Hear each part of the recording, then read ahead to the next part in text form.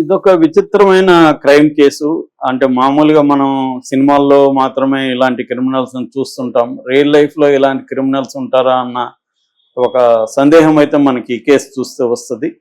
So చాలా క్లెవర్గా చేసిన crime చేసిన కేసు. బట్ ఎంత క్లవర్ అయినా ఎక్కడో చోట తప్పు చేస్తాడని అంటారు.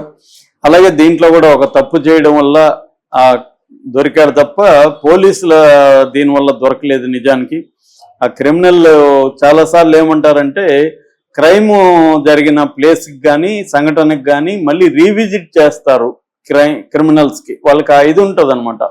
అందుకని చాలా మంది సీరియల్ కిల్లర్లను కూడా ఈ పాయింట్లోనే పట్టుకుంటారు. అంటే క్రైమ్ జరిగిన ప్లేస్కి కానీ ఆ సంఘటనకు సంబంధించిన వాళ్ళ దగ్గర కానీ రీవిజిట్ చేస్తారు. మళ్ళీ వాళ్ళు వస్తారనమాట. ఆ వచ్చినప్పుడు ఇది చేస్తారు. సైలెంట్గా ఉండిపోతే పట్టుకొని ఉండలేరు నిజానికి ఈ కేసులో. సో అసలు క్రైమ్ ఎలా జరిగింది, దాని తర్వాత పోలీస్ ఇన్వెస్టిగేషన్ ఏంటి, ఆ క్రిమినల్ ఎలా దొరికాడు, ఈ విషయాలు చూస్తాం. ఇది ఒరిస్సాలో జరిగింది. బోలంగిర్ జిల్లా పట్నాగర్ అనే టౌన్లో 2018లో జరిగిన సంఘటన యాక్చువల్గా. బట్ ఇప్పుడు ఎందుకు చెప్పుకోవాల్సి వస్తుందంటే ఇప్పుడు కోర్టులో ఇతనికి లైఫ్ పడింది అనమాట. అంటే ఎప్పుడైనా మనం జరిగిన సంఘటన చెప్పుకుంటాం కానీ ఫాలోఅప్ చెప్పుకోం. అంటే అది ఇంపార్టెంట్ నిజానికి. అంటే ఇలాంటి సంఘటనలో పోలీసులు శిక్ష వేయించగలుగుతున్నారా, కోర్టులు ఎలా చూస్తున్నాయి, ఇది ఇంపార్టెంట్. సో అందుకని ఈ కేసు చాలా ఇంపార్టెంట్ అనమాట. సో ఇది ఎలా జరిగిందంటే ఈ భట్నాగర్లో 2018 ఫిబ్రవరిలో ఒక పెళ్లి జరిగింది. ఆ పెళ్లి కొడుకు పేరు సౌమ్య శేఖర్ సాహు. సాహు అనుకుందాం సింపుల్గా. సాహు 26 ఏళ్ళు. అతనికి రీమా అనే అమ్మాయికి, రీమాకి 22 ఏళ్ళు. వీళ్ళిద్దరికి పెళ్లి జరిగింది. పెళ్లి గ్రాండ్గా చేశారు. ఈ సాహు వాళ్ళ అమ్మ ఒక కాలేజీలో ప్రిన్సిపల్గా పనిచేస్తుంది. సో ఈ పెళ్లికి బాగా గ్రాండ్గా చేశారు. పెళ్లి అయిపోయింది. పెళ్లి అయిపోయినాక ఒక 5 రోజుల తర్వాత ఒక పార్సల్ వాళ్ళకి పెళ్లి కొడుకు ఇంటికి వచ్చింది. పెళ్లి కొడుకు, పెళ్లి కూతురు, బంధువులు కూడా ఇంకా ఉన్నారు. ఎందుకంటే పెళ్లి 5 రోజులు అయింది కాబట్టి ఉన్నారు. పార్సల్ వచ్చింది. అది గిఫ్ట్ లాగా ఉంది. గిఫ్ట్ పార్సల్ కదా, గిఫ్ట్ వచ్చిందేమో, మనకి ఎవరో పెళ్లికి రాని వాళ్ళు గిఫ్ట్ పంపించుంటారు అనుకుంటారు కదా. అలాగా గిఫ్ట్ ఈ అమ్మాయి తీసుకొని దాన్ని దారం ఉండింది, దారం లాగింది. లాగ్గానే అది పేలిపోయింది. పేలగానే పక్కన ఈ అమ్మాయికేమో కర్ణబేరు అంటారు కదా, ఈ కర్ణబేరు దెబ్బతినేసింది. కంప్లీట్గా పర్మనెంట్ చెవుడు వచ్చేసి పడిపోయింది. పక్కన ఎదురుగా ఉన్న అంటే బాంబు పేలిన డైరెక్షన్లో ఉన్నాడు పెళ్లి కొడుకు.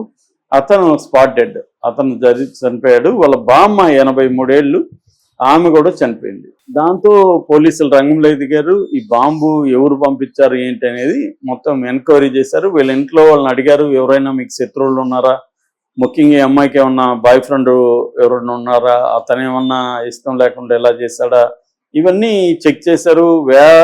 వేలాది ఫోన్లు ట్యాప్ చేశారు. ఆ ఏరియాలో అప్పుడు ఫోన్లు ఎక్కడెక్కడ ఉన్నాయి ఏంటి మొత్తం చూశారు. తర్వాత ఈ పార్సిల్ ఎక్కడి నుంచి వచ్చింది అనేది చూస్తే ఇది ఛత్తీస్గఢ్ రాయ్పూర్ నుంచి వచ్చింది అనేది అర్థమైంది. దాని మీద ఎస్కే శర్మ అనేది ఒక అడ్రస్ ఉంది. అక్కడ పోతే ఎవరు లేరు ఆ అడ్రస్లో. అది రాంగ్ అడ్రస్, కావాలనే ఆ అడ్రస్ నుంచి పంపించినట్టుగా తెలిసింది. ఈ పంపించిన వ్యక్తి ఎవరో సీసీటీవీలు ఎక్కడా కనబడలేదు. ఆ తర్వాత మామూలుగా కొరియర్లలో స్కాన్ చేస్తారు దాని మీద, అది కూడా ఎక్కడా లేదు. కాబట్టి ఎక్కడి నుంచి ఎలా వచ్చింది అనేది ఎవరికి అర్థం కాల పోలీసులకి. అది చూస్తే వీళ్ళు దాదాపు 650 కిలోమీటర్ల దూరం ప్రయాణించి వచ్చినట్టు, అంటే అనే బస్సుల్లో నుంచి చేతులు మారుకుంటూ వచ్చింది. సో ఇది ఎవరిచ్చారు కొరియర్ సర్వీస్కి, ఎట్లా వచ్చింది అనేది వీళ్ళు తేల్చలేకపోయారు. ఎందుకంటే ఆ సీసీటీవీ లేదు. ఎవరో ఒక వ్యక్తి ఇచ్చారని చెప్తున్నారు. శర్మ అనేది ఉంది, దాని మీద హ్యాండ్ రైటింగ్. సో ఆ హ్యాండ్ రైటింగ్ వీళ్ళకి చూపిస్తే వీళ్ళెవరు కూడా ఐడెంటిఫై చేయలేదు, ఫ్యామిలీ మెంబర్స్ కూడా. సో దాంతో వీళ్ళు దాదాపు ఒక 100 మంది అనుమానితులను తీసుకొని వచ్చి వీళ్ళ పద్ధతిలో కొట్టడం అవన్నీ ఉంటాయి కదా, అవన్నీ చేస్తున్నారు. సో ఇలా వారాలు అయిపోయినాయి, జరుగుతుంది ఇన్వెస్టిగేషను. వీళ్ళకి ఏమి ఎక్కడ కూడా కరెక్ట్గా పలానోట్ చేసి ఉంటాడు అన్నదానికి ఏ రకమైన ఆధారాలు వీళ్ళ దగ్గర దొరకలేదు.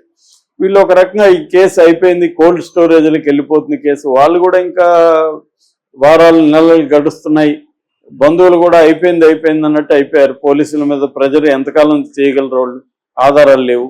సో ఇలాగ అయిపోయిన కేసులో వాళ్ళకి పోలీసులకి ఒక లెటర్ వచ్చింది. ఆ లెటర్లో ఏముందంటే, మీరు అనవసరంగా అమాయకుల్ని టార్చర్ చేస్తున్నారు, అది పంపించింది శర్మ కాదు, పంపించిన అతని పేరు సిన్హా, మీరు రాంగ్ పర్సన్స్ పట్టుకొని చేస్తున్నారు. ఆ అమ్మాయికి ఒక బాయ్ ఫ్రెండ్ ఉన్నాడు, వాడే ఇది చేశాడు, ఆస్తుల గొడవలు కూడా ఉన్నాయి వాళ్ళకి అని దాంట్లో ఉంది ఆ లెటర్లో.